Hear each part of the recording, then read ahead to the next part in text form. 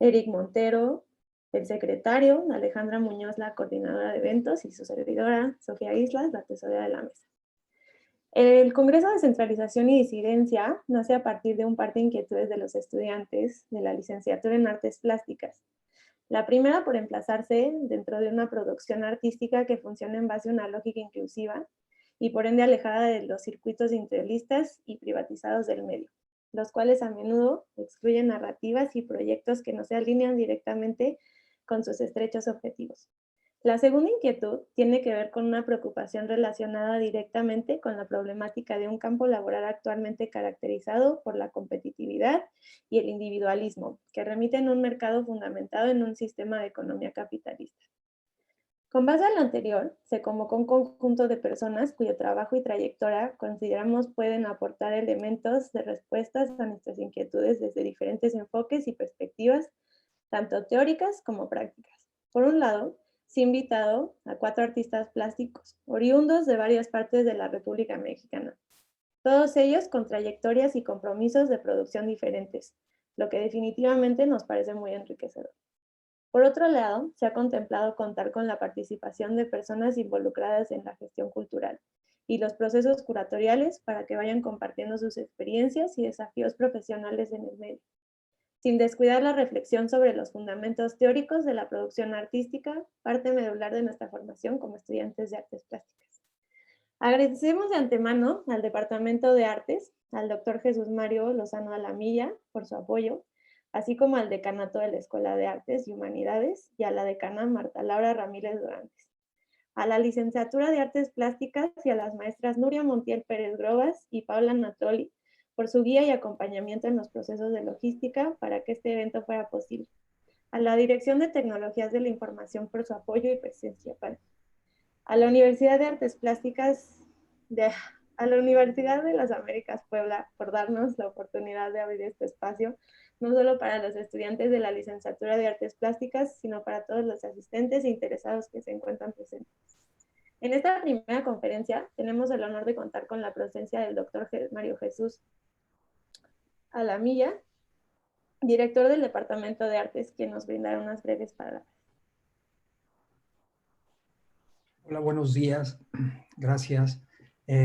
Como sabemos todos, las artes abren importantes espacios en la sociedad para el pensamiento, para los afectos, las sensaciones, los preceptos. Descifra y codifica la realidad de modos inimaginados, redistribuye los saberes, devela abismos y nos confronta con otros, le da vuelta a los mapas e imagina cartografías distintas. Abre importantes espacios como el del día de hoy, cuyo tema descentralización y disidencia no solo ha sido una premisa teórica para la mesa estudiantil que lo ha organizado, lo cual ya sería de por sí relevante, sino que ha sido también su modus operandi. La descentralización la han llevado a cabo ellos mismos dentro del contexto universitario en su aproximación a la toma de decisiones hecha por ellas mismas, el modo como se han organizado, la elección de sus temáticas y la curaduría de este evento propiamente estudiantil, claro, con el acompañamiento y la complicidad de la facultad y el equipo de la licenciatura en Artes Plásticas. Y qué manera tan extraordinaria de arrancar este Congreso de las Artes que con la participación de un gran filósofo como lo es Yves Michaud, a quien agradezco en nombre de la institución haber aceptado la invitación de nuestros estudiantes este día. Felicidades a los organizadores, a la facultad participante, y no me queda nada más que celebrar con ustedes el arranque del Congreso de las Artes 2021. Muchas gracias. Gracias, doctor. Ahora, para dar inicio, nos es grato presentar la ponencia El arte posestado gaseoso. El día de hoy nos acompañará la doctora Laurence Le Boulay, quien dará la cátedra en nombre del doctor Yves Michaud, que por motivos de fuerzas mayores no pudo asistir. El doctor Yves Michaud realizó sus estudios sobre filosofía y ciencias en l'École Normale Supérieure de la Sorbonne en París. Sus primeras investigaciones incluyeron el estudio de violencia política y el empirismo, especialmente en las obras de John Locke y David Hume. Fue director de l'École Nationale Supérieure des Beaux-Arts de 1989 a 1997. En el 2000, el doctor Michaud se asoció con Jean-Jacques Aillabon para establecer l'Université de tous les Savoirs, una iniciativa del gobierno francés para difundir información sobre nuevos avances científicos. El doctor Michaud ha publicado numerosos trabajos sobre las relaciones entre las artes y la cultura en el mundo tecnológico globalizado. En 2007, Le Figaro publicó su artículo titulado Ce nouveau fundamentalisme moral qui menace la société française. Más adelante se abrirá un espacio dentro del cual se les dará la oportunidad de externar dudas o comentarios, por lo que les recordamos mantener sus micrófonos apagados durante la sesión. Sin más preámbulo, cedo la palabra a la doctora Lorenz. Buenas tardes a todos y todas ustedes. A nombre del doctor Michaud les presento una enorme disculpa, pero realmente por una situación muy fuerte no ha podido estar con nosotros el día de hoy. La idea de la invitación finalmente era prolongar un trabajo. De por sí el título de la ponencia lo dice, que se publicó aquí en México en 2007, El arte en estado gaseoso, y ya tenía muchos años que el doctor Michaud como tal quería actualizar, digamos, este libro que ha tenido mucho éxito aquí en México y que yo tuve el placer y el gusto de poder traducir para el Fondo de Cultura Económica en México. En octubre de este año se va a publicar la segunda parte de este texto, del cual yo tengo la enorme ventaja de contar ya con el borrador final, que se llama L'art c'est bien fini, esta vez ya se acabó el arte, ensayos sobre hiperestética y atmósferas. Y la idea de la invitación era que el doctor Michaud nos viniera a presentar esta actualización, digamos, pero como les decía, por cuestión de fuerza mayor no puede estar y me mandó finalmente el texto que él mismo hubiera deseado presentar y que tiene que ver con el capítulo 3 de la primera parte del texto, que se llama de la A a la Z, de la A para arte con mayúscula, a Z para un neologismo que él inventó y que vamos a discutir, presentó precisamente en esta ponencia, que es el de ZEP, Z-E-P, que literalmente significa zonas estéticas protegidas. Entonces, finalmente la ponencia tiene mucho que ver con este recorrido del arte, que en un primer momento se quedó en estado gaseoso y que ahorita queda en ZEP, zonas estéticas protegidas. Debo primero introducir una noción que estructura mi reflexión, la de ZEP, entendiendo esta noción como zonas estéticas, no solamente físicas, las zonas físicas, que son los museos de arte contemporáneo, las galerías, los centros de arte, las escuelas de arte, las manifestaciones artísticas como bienales, trienales, cuatrienales, los departamentos de universidad enseñando arte, sino también la prensa especializada, las rúbricas, entre comillas, arte contemporáneo de los periódicos y revistas, los sitios internet sobre arte, las casas de subasta, las fundaciones y colecciones, las asociaciones y sindicatos de gestores y críticos, todos estos lugares, espacios y comunidades en los cuales se cultiva arte con mayúscula. Una ZEP anuncia, entre comillas, cuidado, aquí arte con mayúscula, que sea en concreto como un museo o virtual como un sitio de información sobre el valor económico de artistas, hasta una persona moral como un sindicato de críticos de arte o un coloquio. La ZEP cobija los dispositivos artísticos, los rodea con una protección que les permite existir, pero también opera bajo una inmunidad particular. Ahora voy a limitarme a describir la situación. En primer lugar, el arte se mundializó. Los hombres y las actividades quedan en parte localizados. Sin embargo, hombres, materiales, ideas, obras y más aún imágenes circulan. Los artistas se desplazan, trabajan a distancia o mandan a sus asistentes. Estos desplazamientos siguen la demanda: subastas, coleccionistas, festivales, bienales, ferias.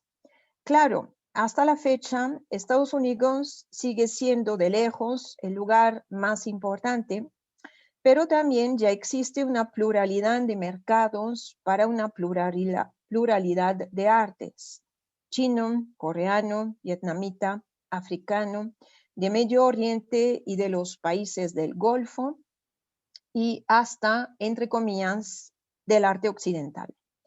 Cada uno de estos mercados está asociado con centros financieros y también con citas comerciales, las ferias. Existen al mismo tiempo muchos mercados locales, por ejemplo en Bélgica, en Alemania, en el oeste de Estados Unidos, así como mercados específicos para ciertos tipos de arte: arte aborigen, art brut, art naif, kitsch, graffiti, street art, etc. En términos de visibilidad y de especulación, el mercado en el cual se hacen los performances multimillonarios es un sector del mercado americano-europeo que monopoliza la atención por sus alcances económicos, pero no debemos olvidar la demás parte de las transacciones, entre las cuales muchas son conocidas y cuantificadas, pero también muchas otras quedan mal conocidas por cuestiones de discreción no siempre honesta. En este contexto de desplazamientos, de comunicación y de fragmentación, muchos intercambios suceden. Crecen la información y el conocimiento, pero también crecen los rumores, los malentendidos y los fraudes. Existe sobre todo un diluvio de producciones, de acontecimientos y de informaciones. La parte más importante del trabajo de un galerista hoy en día consiste a ir de feria en feria, de Basel a Hong Kong, a Miami, a Londres, a Madrid, a París, a Shanghai, a Shanghai. De la misma manera, las galerías más importantes, sea Gagosian, Perrotin, Goodman, Hopak, Grieve, Zwirner, Werner, abren sucursales en cualquier lugar donde se supone ocurre algo. Y los efectos son muy claros: aperturas, confrontaciones, visiones, a veces hibridaciones de tradiciones culturales, cuando, por ejemplo, artistas africanos como el Anatsui o Sherry Samba se ponen a producir con sus asistentes obras sobredimensionadas para los grandes coleccionistas de los países ricos. Pero también hay muchas coexistencias sin comunicación y mucho caos. Existen encuentros de todos tipos en las ferias y las bienales, en las programaciones de museos y centros de arte con mayúscula. Así, en la programación se sucede a un artista consagrado, un diseñador emergente, el director artístico de un taller de alta costura, un artista del sur o un militante LGBT, etc. La consecuencia es muy simple. En este mundo todo se vale, pero no a nivel financiero. La lectura de los cotidianos de arte, entre comillas, y existen en cualquier idioma, el seguimiento de los sitios consagrados a los coleccionistas o los sitios que registran los resultados de las ventas señalan claramente dos cosas. La primera, los criterios propiamente estéticos desaparecieron. La segunda, la desaparición de los criterios propiamente estéticos ha sido reemplazada por el precio de las obras y el valor económico de los artistas.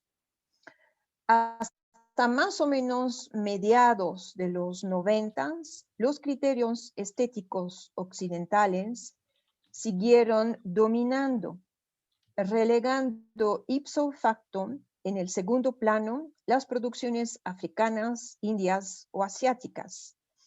Es todavía lo que sucedió en 1984 en Nueva York, en el MoMA, cuando el primitivismo valía todavía como fuente de inspiración para el arte del siglo XX, y hasta una exposición pionera como Magiciens de la Terre, Magos de la Tierra, en 1989, parteaguas de la mundialización y de la diferenciación estética, estaba fundamentada todavía sobre el lugar común romántico de la creación y de la magia. La diferenciación de los géneros artísticos, así como la coexistencia de criterios estéticos provenientes de varias tradiciones artísticas diferentes, un paisaje chino, un rostro de manga japonés, un grafiti urbano, una abstracción geométrica cinetista, una pintura abstracta, expresionista o monocromática. Todos estos elementos neutralizaron los criterios estéticos a favor de lo que debemos llamar un pluralisme indiferentiste, un pluralismo indiferencista. No se trata de una desorientación que pasa mal, es una indiferencia. Basta que el arte sea locochón, encantador, interesante. En relación con el desarrollo de este pluralismo indiferencista, no hay que subestimar el papel de la difusión de las obras como imágenes de muy baja calidad, imágenes que a menudo circulan en PDF, con el fin de acelerar los cambios e ir siempre más rápido. Las visitas a los talleres de artistas ya desaparecieron, porque los artistas importantes hoy en día cuentan con un showroom. En cuanto a los galeristas más importantes, se limitan a menudo a consultar los ligeros PDFs que sus consejeros les mandan a su celular y que les permiten una primera selección de obras y artistas. Es decir, que las obras existen, pero como puestas en escenas o reducidas a imágenes descontextualizadas, sin significación, sin marca temporal. Pega de inmediato o desaparece. Así que no solamente el concepto de arte occidental ha sido neutralizado, lo que festejan los críticos del etnocentrismo, sino que es el concepto de arte como tal que se disolvió. Todo es arte con mayúscula o se puede transformar en arte, basta que aparezca en una ZEP, una zona estética protegida, que sea admitido en circuitos de referencia por expertos de referencia, curadores, marchantes, evaluadores de casas de subastas o coleccionistas. Habrán notado que voluntariamente no he utilizado la palabra crítica. En segundo lugar, ahora bien, ¿qué puede sustituir los valores de gusto, de belleza, de innovación, de ruptura formal, de sublime, de provocación, de poesía, de sensualidad, de audacia y no sé qué más tenga que ver con valores estéticos tradicionales? La respuesta es muy simple.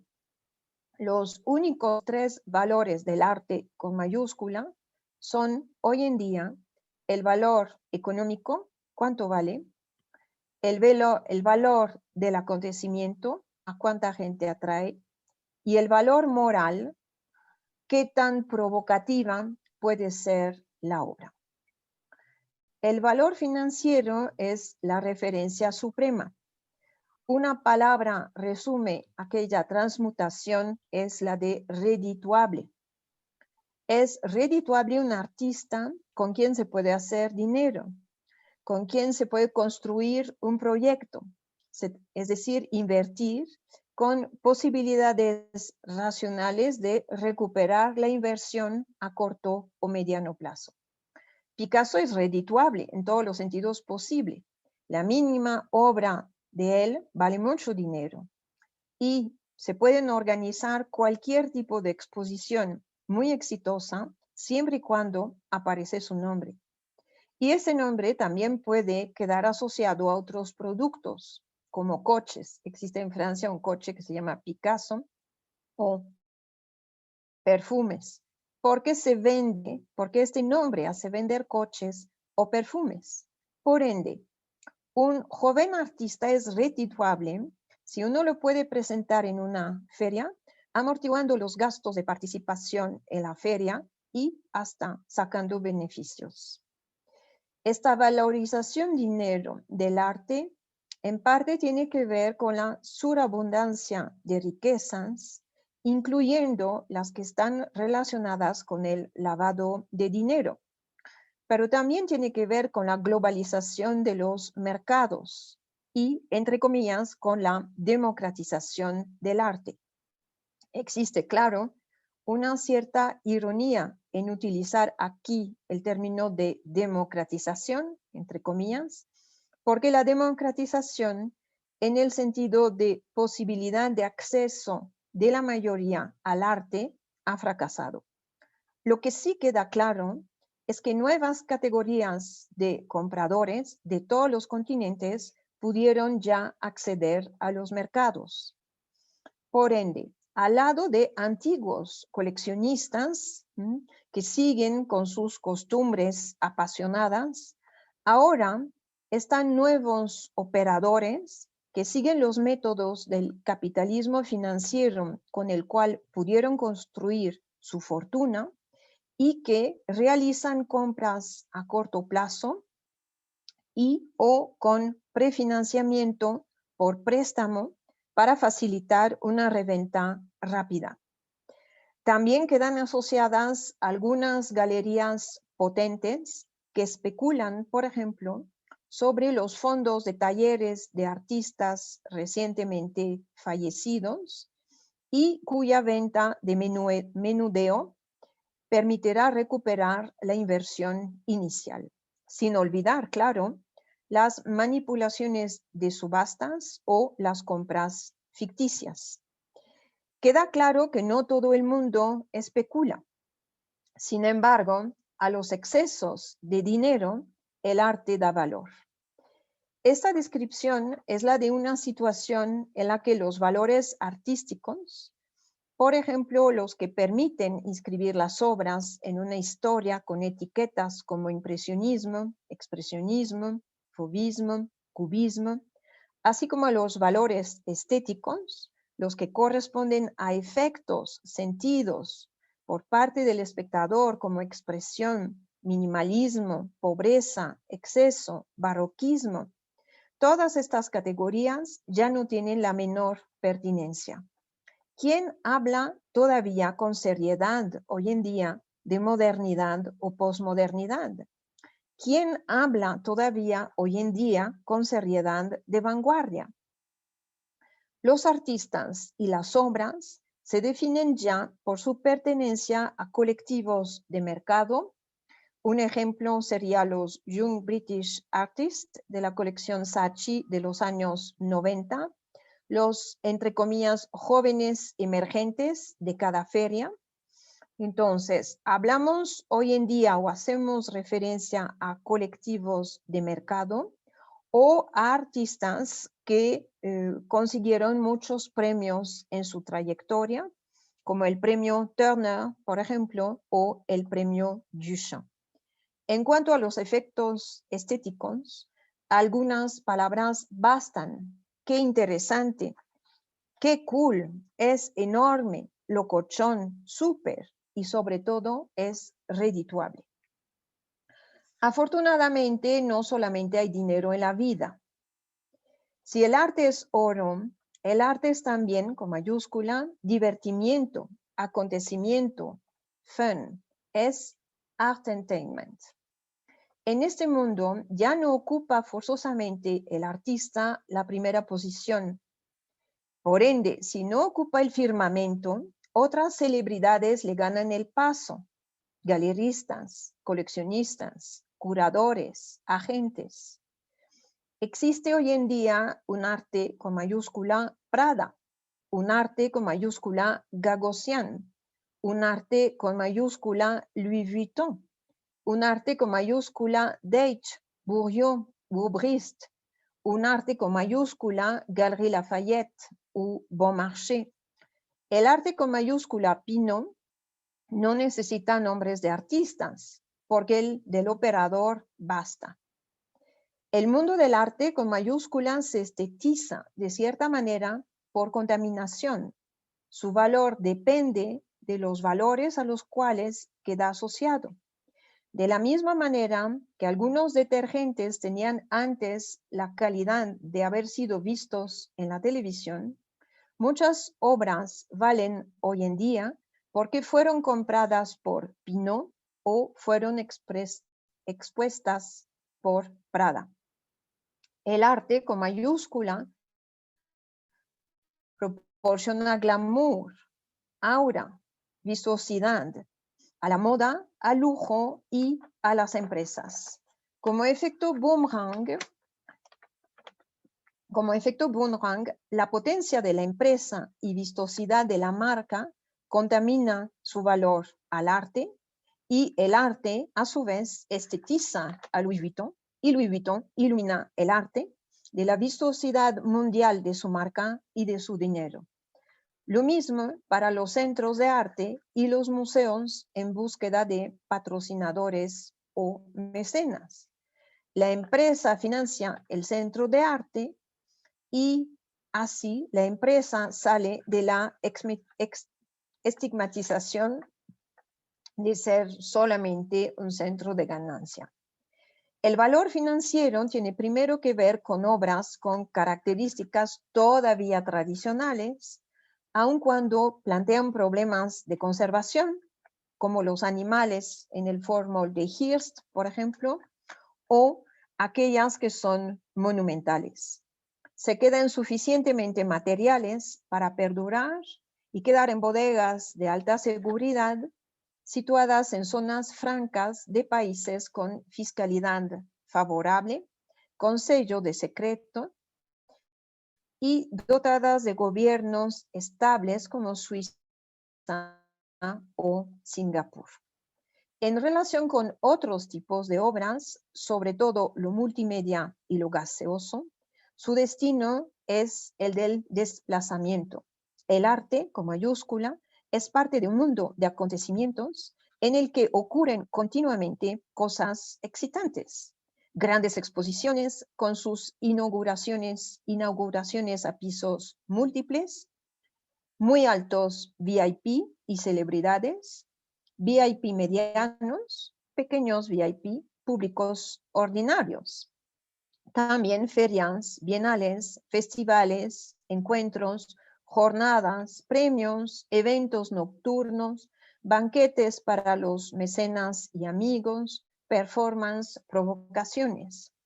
La película The Square de Ruben Östlund, Palma de Oro en el Festival de Cannes en 2017, enseñó de manera tan cómica como inquietante la continuidad entre acontecimiento artístico, provocación y mundanidad.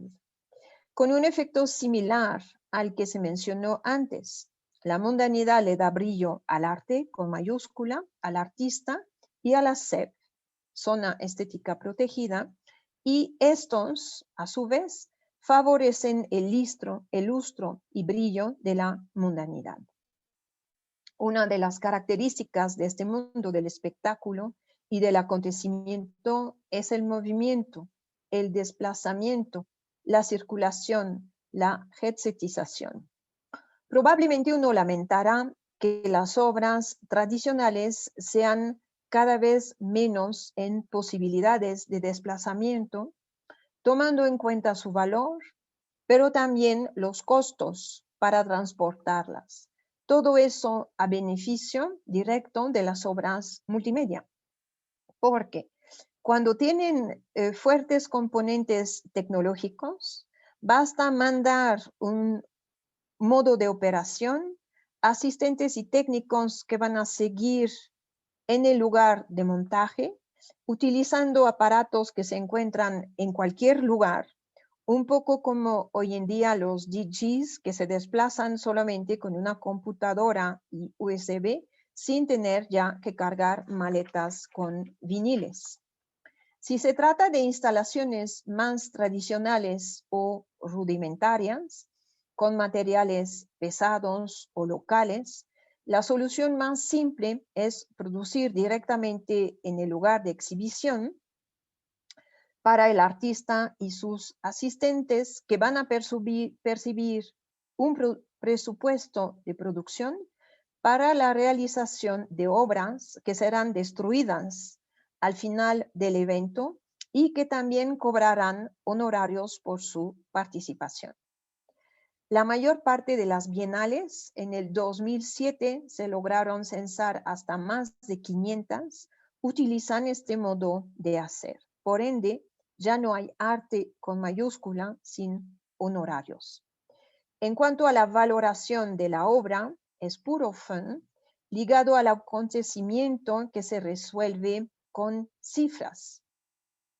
Sin olvidar que estos acontecimientos pueden acelerar el turismo, generar ingresos por la venta de boletos o de entradas a los eventos, favorecen también la venta de productos derivados y puntualmente noches de hotel. Una bienal en Sharjah es uno de los 7 emiratos que integran los Emiratos Árabes Unidos y que goza de mucha fama últimamente entre los grandes VIP. Una bienal en Sharjah hace olvidar el oscurantismo sunita. Otra en Gwangju conmemora masacres que regresa elegantemente al pasado, y la Bienal de Estambul quiere restablecer la democracia en Turquía. Siguen sin aparecer huellas de criterios estéticos. En tercer lugar, ¿dónde está la moral en todo eso? La pregunta puede parecer incongruente en una situación gobernada por el dinero y el entertainment, cambiar la vida, destruir el mundo antiguo, abrir el reino de la imaginación, acceder a lo espiritual, celebrar a Dios, enseñar la belleza de los cuerpos y de lo humano, antigüedades. Sin embargo, un nuevo compromiso moralizador, digno de aparentarse con algún tipo de religiosidad de segunda, vuelve a darle hoy en día algún contenido al arte, con mayúscula.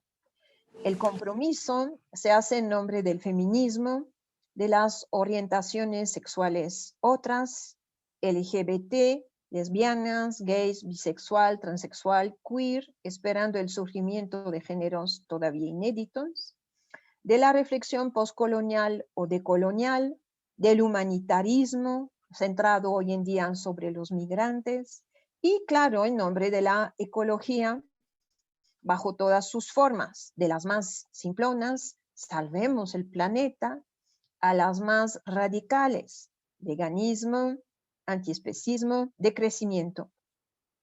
Desde hace 20 años, más o menos, aquel moralismo moralizador ocupa casi todo el terreno de las exposiciones bienales, encuentros temáticos, festivales, proyectos de investigación y residencias exóticas. Ese nuevo tipo de compromiso viene acompañado de denunciaciones en contra de autores, productores, intérpretes, hasta espectadores, de lo que, entre comillas, es inmoral. Las instituciones culturales y las grandes empresas, en particular las que pertenecen a la rama del lujo, se solidarizan. ¿Verdad que la moral no tiene precio? Muy al revés. Las obras, como cualquier religiosidad de segunda, son sinsabores. ¿Y qué importa? Es de la leyenda que nace el sentido. ¿Y por qué no abandonar de una vez por todas lo artístico? El artista moralizador se ha vuelto archivista, documentalista, historiador, etnólogo, sociólogo de las luchas. No hay por qué extrañarse si los artistas y sus comisarios moralizadores caen en comportamientos que denuncian. Por ejemplo, la explotación obscena de la imagen de personas o de situaciones en relación con migrantes, explotación obscena también de mujeres golpeadas o violadas, de las minorías sexuales, de drogadictos, estetización inconveniente, por ejemplo, cadáveres fotografiados en las morgues, o modelos bellos fotografiadas en medio de favelas, explotación cínica de trabajadores, violencia sobre animales para denunciar la violencia del mundo o las violencias hechas a los mismos animales. En conclusión, ¿es grave la situación? No importan las sumas alcanzadas en las subastas, lo glamoroso de los artistas people, lo rollero de las argumentaciones de los agentes de arte, lo numeroso que pueden ser los turistas en los museos. Eso no representa casi nada. Es algo muy frágil y que puede quedar en jaque en cualquier momento por un crack financiero o una pandemia, por ejemplo. El vapor estético de la SEP, las zonas estéticas protegidas, es poca cosa en el océano de la estetización de la vida.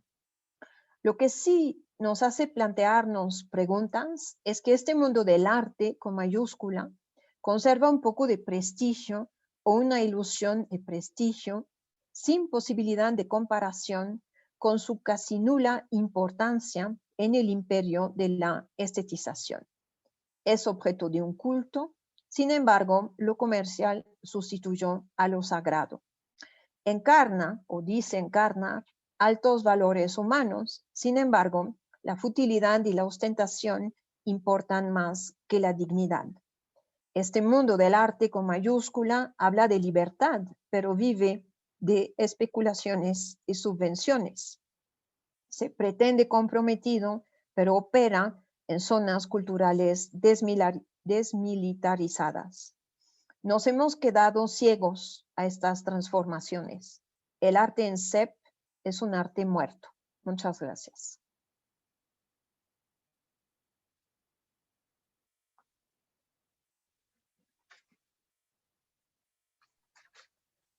Muchas gracias, doctora.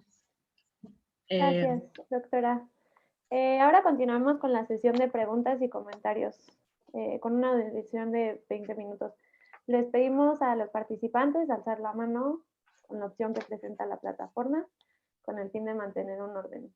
¿Alguien tiene una duda o comentario?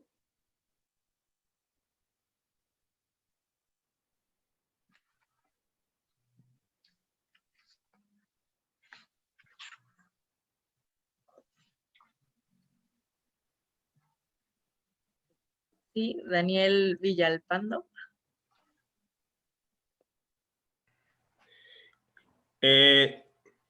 Me atrajo esta última idea. Bueno, para empezar, ¿qué tal? Buenas tardes a todos y a todos. Para empezar, me atrajo bastante esta idea sobre el proceso capitalista en relación a lo comercial que va sustituyendo a lo sagrado. Que eso finalmente es la pregunta en el sentido de cómo yo creo que va más allá de las artes, por eso se me hizo interesante esta lectura de Michaud. Todas estas cuestiones del coaching o todas estas terapias, ¿no?, que se presentan como, es decir, ante las secuelas del capitalismo mundial e hiperfinanciero, en lo que Elizabeth Rudinesco habla las psicologías o terapias de bazar.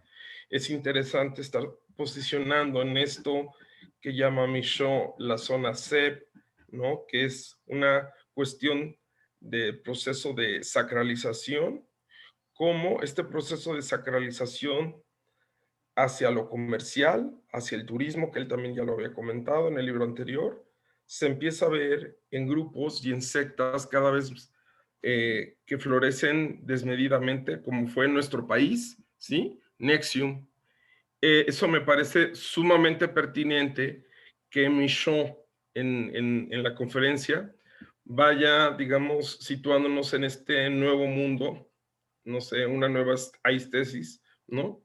En el cual finalmente el diagnóstico va más allá de las artes. Eso es lo que me parece importante, porque finalmente vivimos en este mundo de hipervalorización financierista, que entonces las secuelas son tratadas por estos sustitutos de la larga duración que era el psicoanálisis, por transformarlo en un coaching que no solo es psicológico, sino educativo, sino, es decir, empieza, digamos, a, a colonizar todos los espacios. Es lo único que iba a comentar, ¿no? Eso es, sobre todo la pregunta de que va más allá de las artes, ¿no? Muchas gracias, Daniel. El texto cuya portada es esta, está por publicarse en octubre, entonces en Francia. Obviamente, vamos a ver luego si aquí hay interés para estarlo traduciendo. Yo que tengo el privilegio de contar con su borrador final, porque todavía no está publicado, puedo decir que sí mueve muchas ideas y finalmente nos enfrenta a ciertas situaciones, como bien dice el final de la ponencia, que a veces no queremos enfrentar porque nos hemos creado del arte con mayúsculas ciertas ideas que nos cuesta mucho finalmente derrumbar, ¿no? Lo que sí queda claro en este texto es una idea que finalmente en gran parte ya estaba en el texto anterior. El texto anterior, que tenía la portada de Teresa Margolles, ¿no? Una portada muchísimo más simple en la edición en francés. Ese texto apoyaba que se llama El arte y los comisarios, que no ha sido traducido al español, pero que era una reflexión sobre cómo el arte iba escapando de las manos de los artistas, en gran parte, digamos, ¿no? Y que lo que el discurso occidental había construido como lo propio del arte, lo estético en el sentido moderno del término, está en cualquier lugar, ya menos en el arte.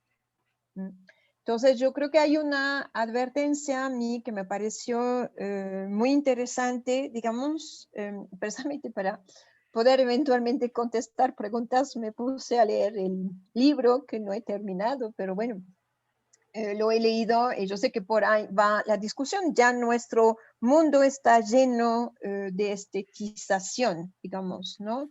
Lo que Michaud llama estética, los que fabrican la estética, y los que fabrican la estética no son ya en nuestro mundo contemporáneo, o muy poco, los artistas, sino son otras ramas, digamos, de la industria.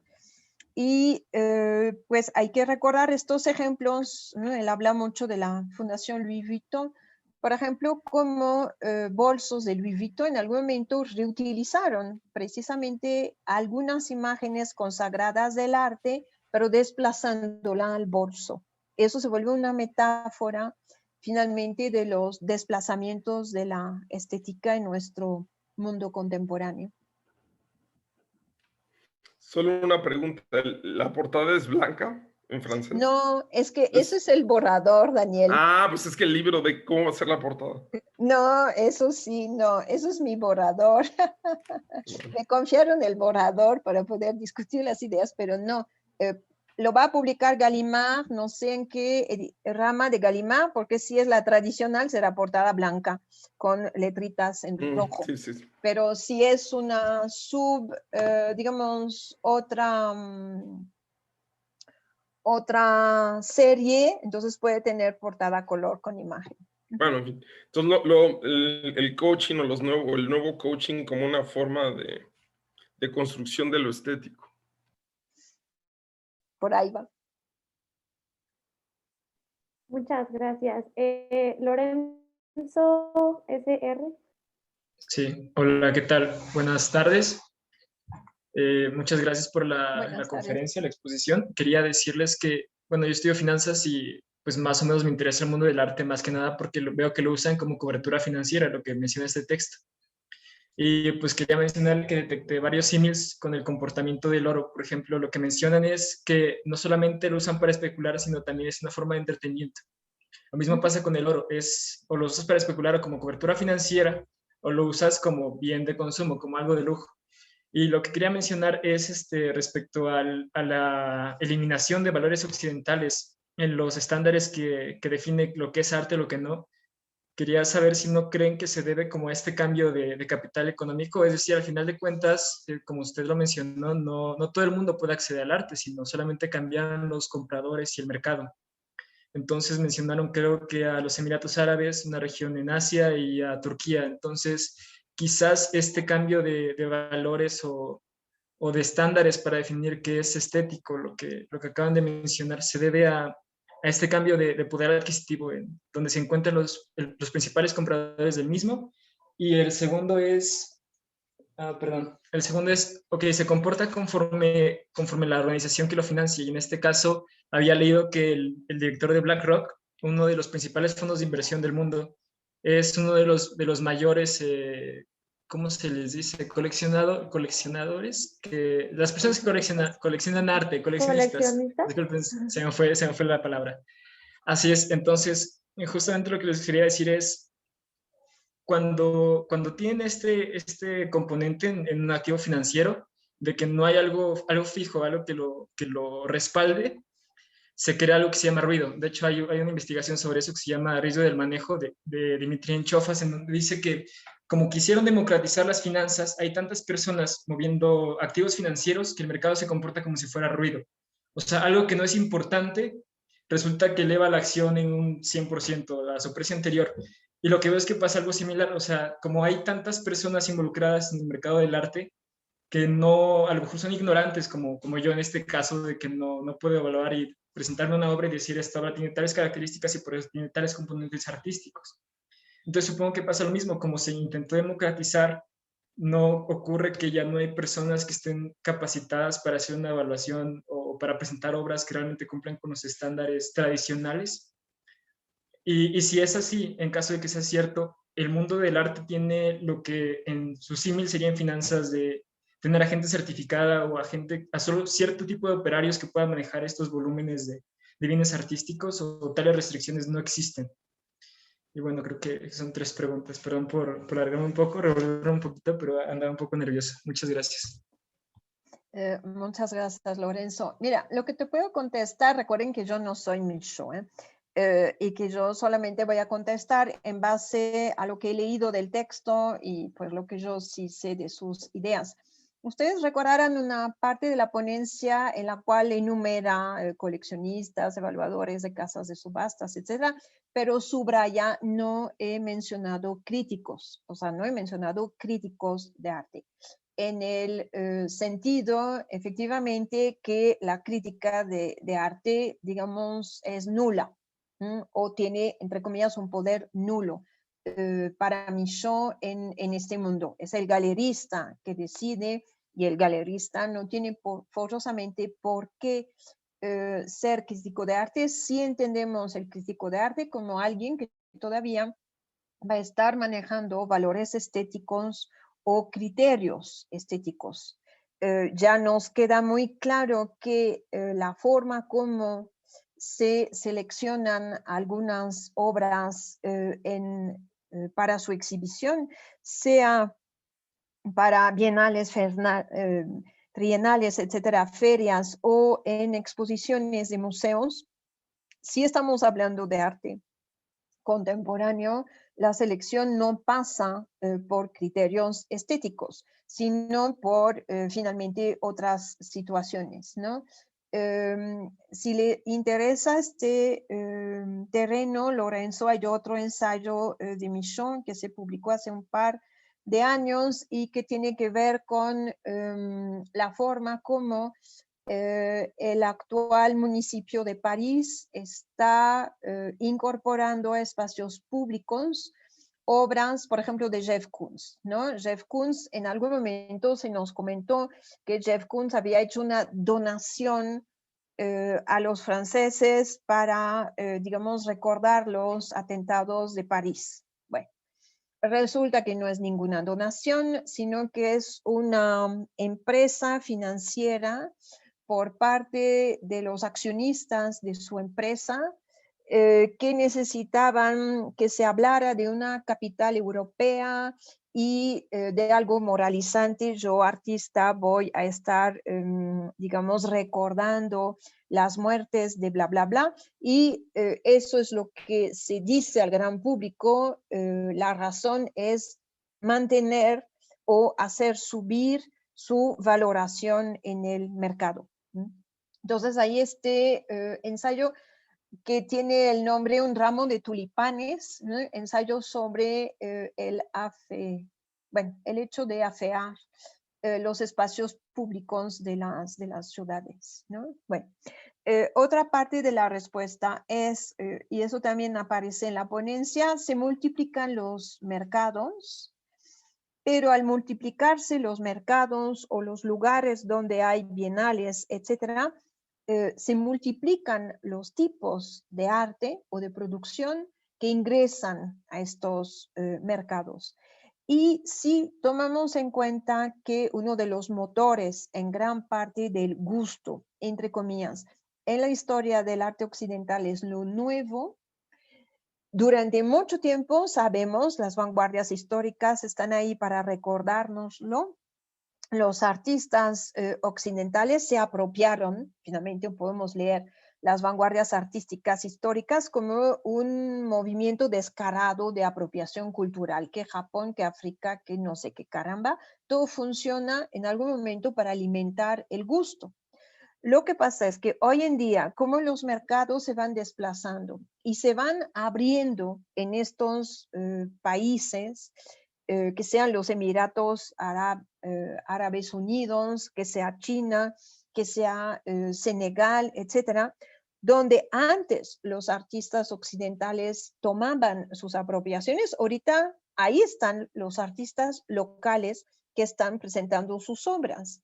El caso de Sheryl Sandberg que menciona Micho es muy interesante, es un artista africano que ha perfectamente digerido el modo de ser y el modo de venta del arte, que ahorita le está ganando a muchos occidentales en el mercado. O sea, tiene ya sus coleccionistas. ¿Estamos de acuerdo? No sé si con eso le logro contestar, pero sí hay una parte del texto que está dedicada cuando Micho dice el arte vale oro, esta pequeña frase que aparece en la ponencia, ahí sí viene una glosa sobre lo que estaba mencionando de los comportamientos del mercado del oro en relación con los comportamientos del mercado del arte. Muchas gracias. Gracias. Gracias. Jorge Caramillo. Hola, buenas tardes. Muchas gracias por su presentación. Muchos saludos, Jorge. Me encantó y bueno, antes comentaré una pequeña anécdota que a mí me sucedió cuando empezaron a aparecer los curadores.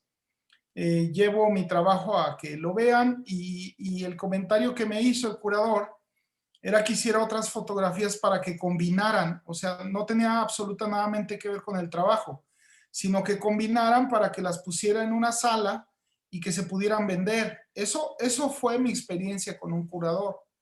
Y no había una propuesta museográfica o algo así de decir, bueno, con estas fotografías, si las ordenas así, pues serán más potentes museográficamente. No, no. Me habló meramente como una decoración de interiores, ¿no? Esa es la experiencia que yo he tenido con un curador y que pues la verdad trato de no acercarme a ellos. Pero a mí me llamó mucho la atención, me hizo mucho resonancia este comentario de lo comercial sustituyó a lo sagrado.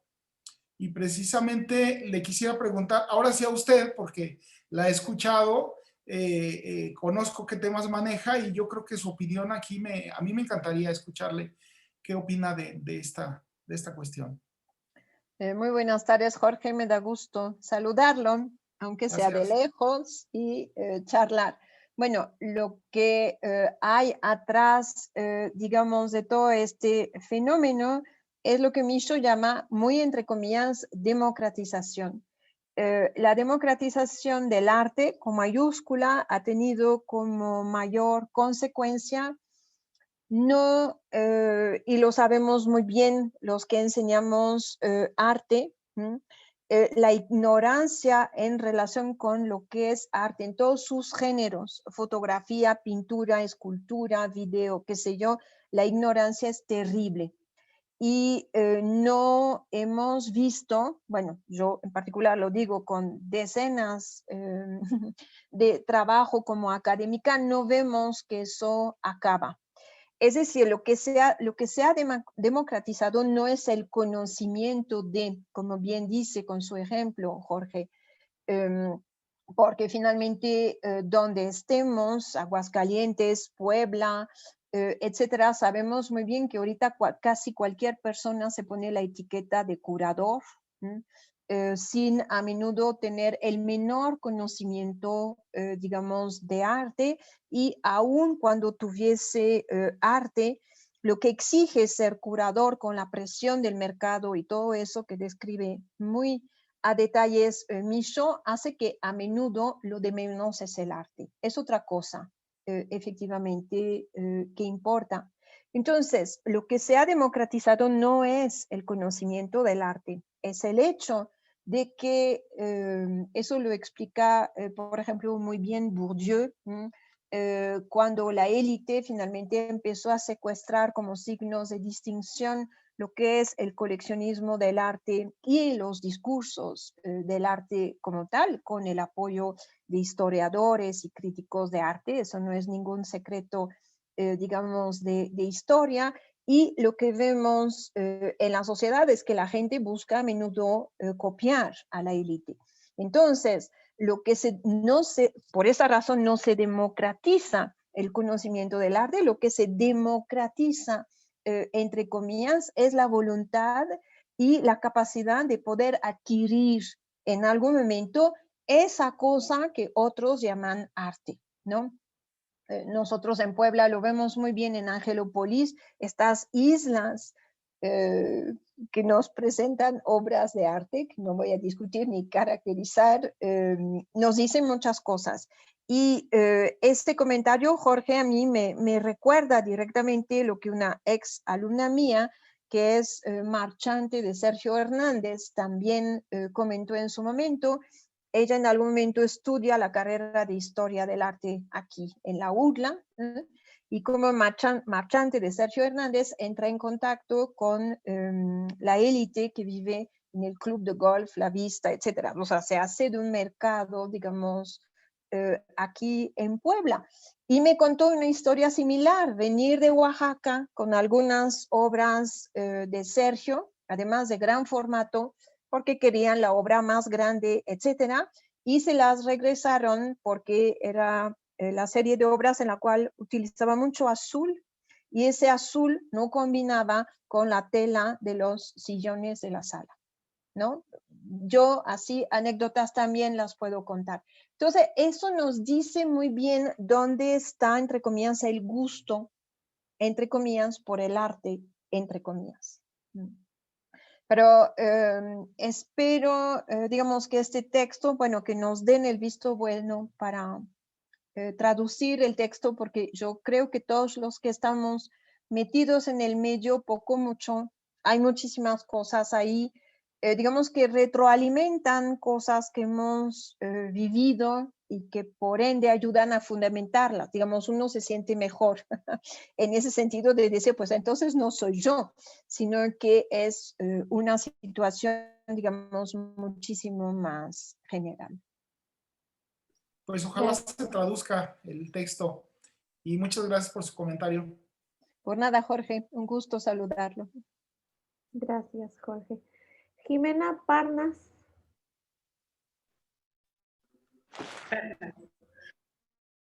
Ay, perdón.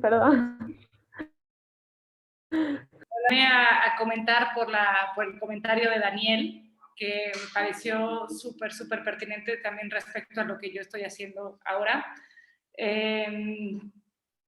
Estoy investigando este fenómeno New Age, el fenómeno de la New Age, que creo que puede describirse como este gran, pues como clima social en donde se está habiendo una revaloración como muy aparente de todo lo que es sensitivo, de todo lo que es espiritual, de todo lo que es la salud psicológica incluso, o sea, esto que decías del coaching, por ejemplo, y que creo que viene muy de la mano de, o sea, que está ahí bien al centro de la posmodernidad, como la describe Maffesoli, pero que está perdiendo fuerza al ser engullido por el capitalismo que ya opera como un poco a nivel de espíritu, ¿no? O sea, un capitalismo a nivel espiritual casi, que tal vez podría haber tomado esta fuerza, según, por ejemplo, algunos estudiosos de la New Age, a partir de esto que dice Nietzsche, que es la muerte de Dios. O sea, este Dios que muere y que ya no sirve, pero un capitalismo que opera como este Dios abstracto que está en todos lados y que puede caber en todos lados. Entonces, estoy totalmente de acuerdo con que las experiencias estéticas, espirituales, etcétera, están siendo totalmente superficiales al caer en el mercado, y que al final solamente buscan insertarse, ¿no? O sea, como el coaching o las meditaciones o el comprar cuarzos o lo que sea, que ya el tema es quitarte los problemas para que seas funcional a la sociedad y seas funcional al mercado y no haya ninguna ruptura, ¿no? O sea, es un tema como de que todo se tiene que hacer light, ¿no? O sea, que el arte o cualquier práctica alternativa se desnata, no sé cómo decirle, así como que se le quita la grasita, pues, ¿no? Y entonces ya sirve solamente como para entrar más calmaditos, ¿no? O sea, lo que antes era la pastilla, pues ahora ya es cualquiera de estas experiencias. Y bueno, ese nada más era mi comentario. Gracias, Laurence y Daniel. Un gusto saludarlos. Muchas gracias por asistir. Gracias. Moto G8 Plus, no sé cuál sea su nombre, pero así levantó la mano. Sí, soy yo. Hola, ¿qué tal? Soy... Al se volvió Moto Plus. Sí, estoy aquí con mi abuelito en la ponencia. Hola. Mucho Oye, gusto. Lance, ahorita que estabas platicando acerca del moralismo moralizado y lo que los compañeros también mencionaban acerca de esta posibilidad como espiritual y de lo sagrado, ¿consideras que se vuelve tedioso y aburrido repetir estos temas de una obra que busca establecer como como una conciencia en lo que está sucediendo en el momento, o te parece que es un buen camino por el cual podría alguien que está empezando a producir avanzar y posteriormente, pues ahora sí ya imitar lo que se venía comentando del arte con mayúscula? ¿O crees que ya llega un punto en el que va a ser como tan recurrido esta moralización moralizada que ya va a volver a importar más bien como una estética visual pura y no tanto como un fin al cual todos se comprometen a llegar? ¿O qué opinas tú? Es que lo de moralización moralizada me quedó así como una... Mira, Yo creo que el texto como tal lo explica bastante bien. Digamos, la ponencia fue muy condensada, voy a dejarlo así. Parte de la problemática para Michaud tiene mucho que ver que si bien efectivamente puede haber exposiciones exitosas en el sentido de público, los que siguen jalando los hilos del mercado y los que finalmente siguen decidiendo qué es lo que se puede presentar o no en una exposición es la élite. Puede ser, digamos, la élite económica, pero sobre todo lo que hemos visto en el mundo occidental, occidentalizado, son todas las empresas de lujo, efectivamente. Aquí un dato que todos ustedes conocen, cuando se quemó Notre Dame, finalmente los primeros en decir, sí, doy dinero, eran todas las empresas de lujo, que por un lado explotan trabajadores en Pakistán, Vietnam, Corea y donde pueden, pero se dan buena conciencia en algún momento en decir esta obra que denuncia la pobreza o que denuncia, digamos, la violencia contra los animales, la voy a apoyar. Entonces, el comentario no va tanto, digamos, al gran público o al productor como tal, sino a esta especie de circuito cerrado, digamos, ¿no? Él da, por ejemplo, si no me equivoco el nombre, da el ejemplo de Andrés Serrano, que se va a La Habana, que paga a pobres de La Habana para hacer una línea y sobre la espalda tatuar, ¿no? Y su logro era 250 centímetros de no sé qué. O sea, si uno lo piensa en términos moral, es horrendo, voy a dejarlo así. Pero si uno, tanto para decir, no voy a resolver la pobreza, sino que me voy a aprovechar. ¿Cuántas obras no hemos visto, digamos, que ponen en escena la violencia, la pobreza? Yo creo que todos conocen también esta famosa obra del niño que se iba a morir de hambre, con la ave a su lado y que se gana un premio. Eso sería un ejemplo. No sé si me doy a entender. Entonces, no es tanto, yo creo que la pregunta es muy pertinente porque es como un desplazamiento del arte comprometido. Finalmente, el arte comprometido ha existido y mucho de lo que hicieron históricamente los artistas con ese compromiso era precisamente aprovechar su papel de artista para poder divulgar, digamos, ciertas ideas, ¿no? Arte de protesta, etc. Pero la problemática es la siguiente: a partir del momento en el cual lo que es la exhibición de arte cambia de criterios, lo voy a dejar así, y pasa a manos de esta élite que goza de las inauguraciones. Bueno, hubo aquí en Puebla una revista que yo no sé si todavía existe, que ponía al mismo nivel un bautizo, una boda, un baby shower y la inauguración de una exposición. Lo importante era que la élite se pudiera ver, sobre todo las mujeres, con el vestido, no sé qué, el tacón, el bolso, el par de lentes, el crepé y paso. No sé si me doy a entender. Y había que correr para sacarse la foto junto al señor gobernador o al señor secretario de Cultura o el mismo artista. En ese caso somos buenos amigos, ¿no?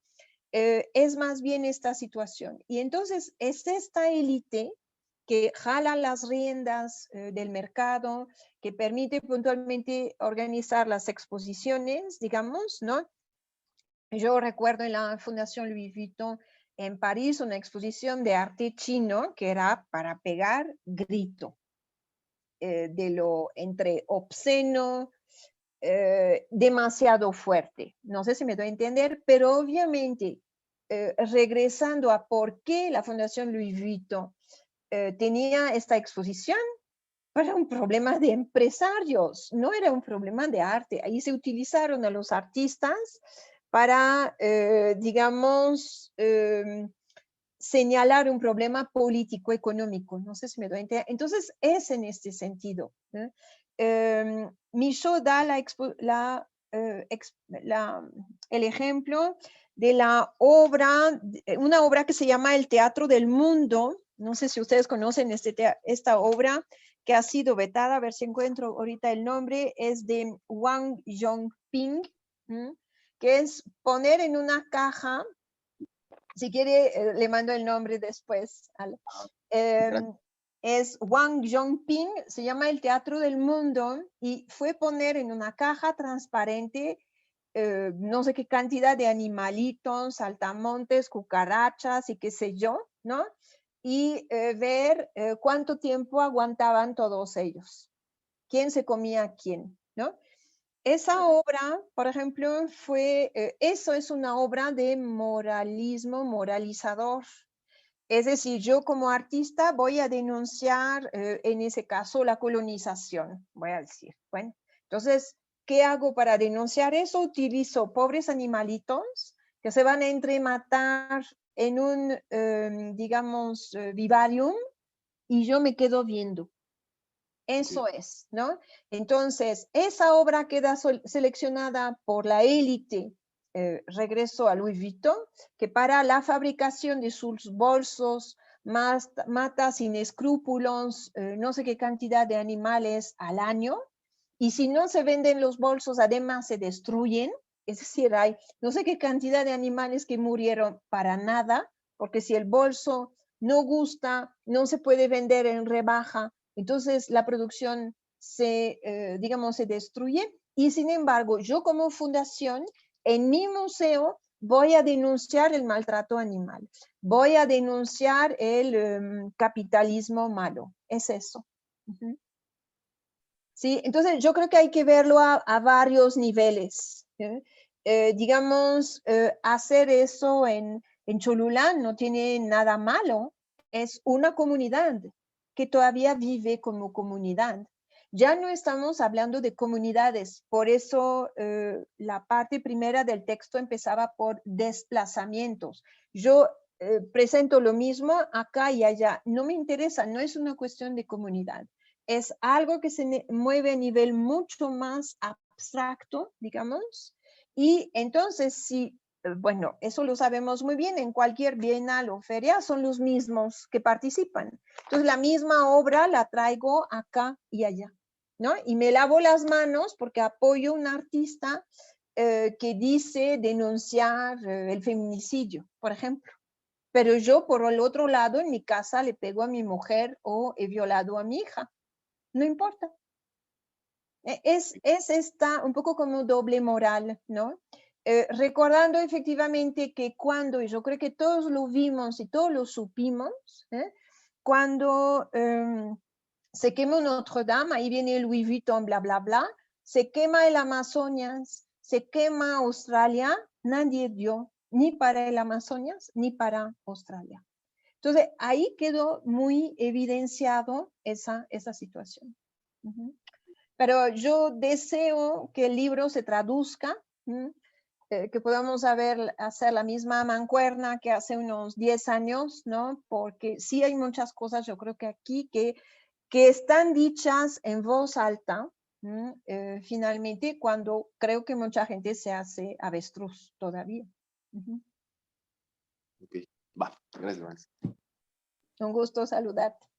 Igual. Muchas gracias. Y para finalizar, la palabra, no sé si sigue ahí Ernesto Cortés. Sí, muchas gracias, Laurence, por la invitación. Sí, me parece que parte de la duda que tenía la acabas de contestar justamente, que, bueno, me parece muy interesante estas tres caracterizaciones que hace Michaud al respecto, pero sí me hacía un poco de cortocircuito justamente esta primera idea. Bueno, las tres ideas entre sí mismas, pero creo que justamente esta idea de matizar que acabas de dar contesta un poco en el sentido de que del arte comprometido, como anteriormente se entendía, quizá ya en este estado este posestado gaseoso del arte ya lo marca de otra manera de pensarlo, pero sí, justamente tiene que ver con este quizá divorcio entre un valor de cambio que justamente alude al valor financiero del arte y el valor de uso que en determinado momento pudiera tener el arte como la función que llega a cumplir en determinado contexto social. Y justamente respecto a este tipo de arte que aunque sí es cierto, hay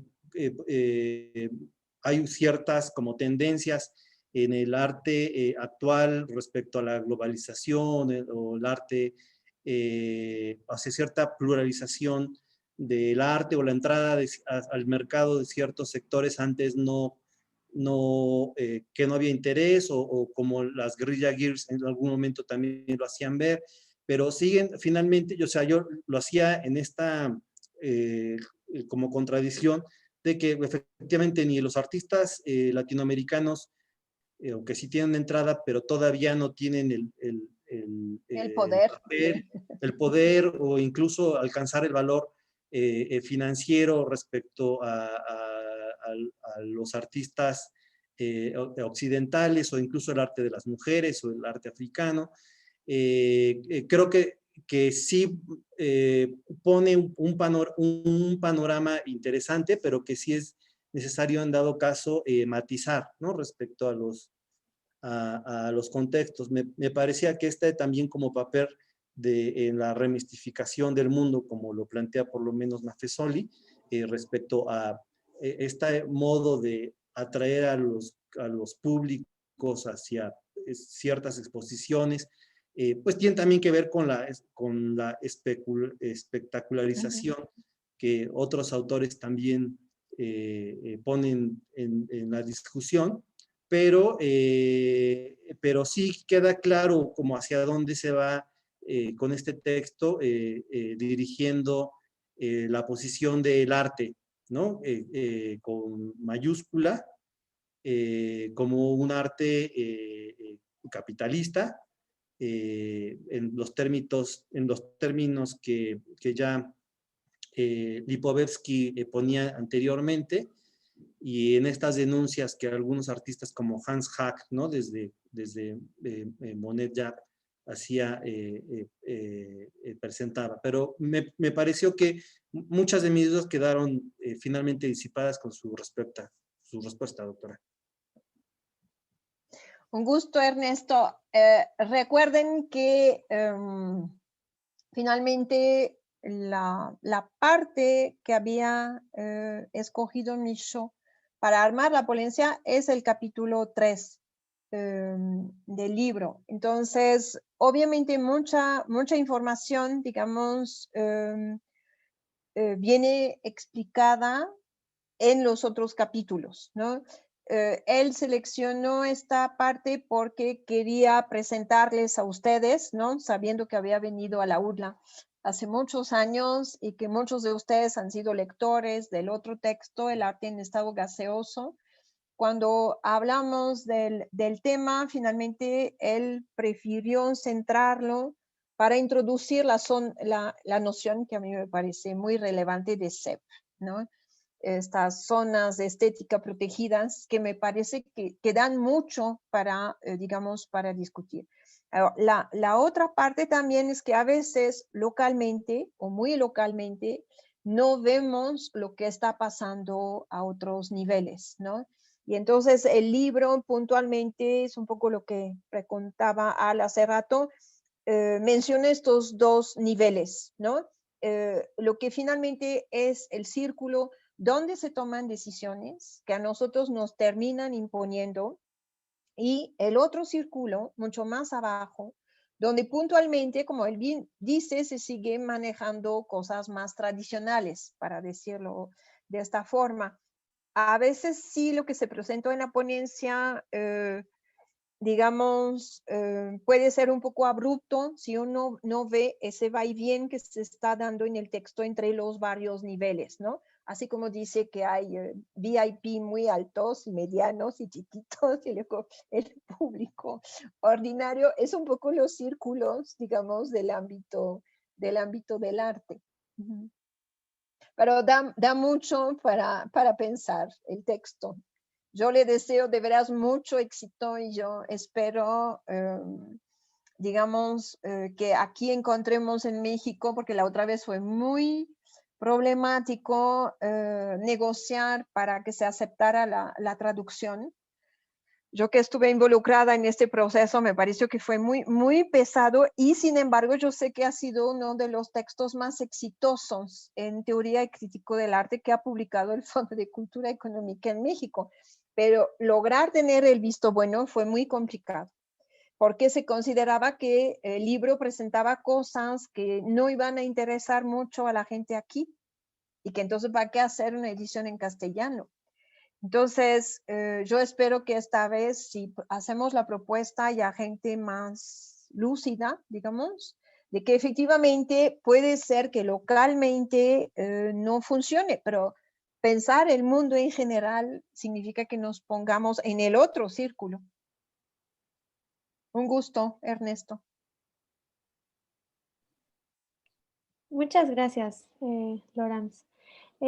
Para finalizar, queremos agradecer a la doctora Laurence por dictar la primera conferencia del Congreso de Artes 2021, Descentralización y Disidencia, en nombre del doctor Yves Michaud y por tomarte el tiempo de asistir, así como compartirnos su conocimiento. Asimismo, agradecemos a los estudiantes y profesores que asistieron a la charla, al Departamento de Artes por su apoyo en el proceso de logística y a ETI por supervisar y estar pendiente en todo momento. Esperamos de igual forma contar con su presencia en la siguiente plática del día de hoy a las 18 horas con punto 6. Muy buenas tardes. Muchas gracias a todos. Muy buenas tardes y provecho. Gracias, Laurence. Un gusto saludar. Gracias, Laurence. Adiós. Que esté muy bien. Un abrazo. Muchas gracias. Igualmente, todo virtual, pero muchos apapachos a todos.